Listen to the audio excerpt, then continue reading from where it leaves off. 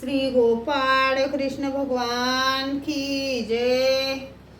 लीळा number 93चा उर्वरित भाग।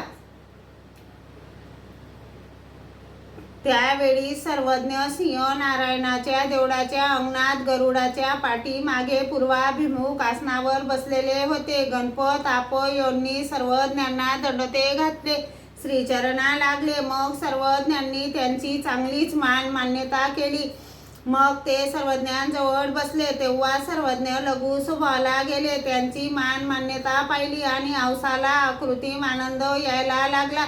सिंह नारायण देवळाच्या दारासमोर बाबुडीचे झाड होते, त्यावर चढली आणि म्हणू लागली, सर्वज्ञ कामधेनू, सर्वज्ञ कल्पतरू, सर्वज्ञ चिंतामणी असे म्हणत जायची। तसे गणपत आपयो समाधान पावत आणि म्हणत, असेच होय औसा देवी। तेवढ्यात सर्वज्ञ तिकडून आले, गरुडाजवळ उभे राहिले। मग सर्वज्ञ म्हणाले, भटो तुम्ही विद्वान, तुम्हाला काही शास्त्र अवगत आहे? ही आऊ श्री माणूस ही चुकीची स्तुती करते काय आणि तुम्ही समाधान पावता काय? कामधेनू ती एकाच्या दारासमोरचे ढोर तसा काय परमेश्वर? कल्पतरू ते एकाच्या दारासमोरचे झाड तसा काय परमेश्वर? चिंतामणी तो एकाच्या गळ्यातला मणी तसा काय परमेश्वर? कही अचितन्यात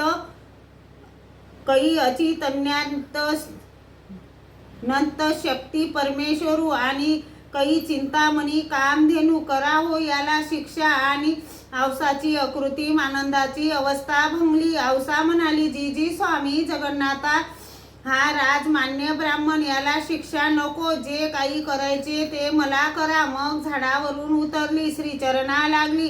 सर्वज्ञ अत्यंत सुंदर मराठी बोलतात असे गणपत आपयोच्या मनात त्यावेळी ठसले।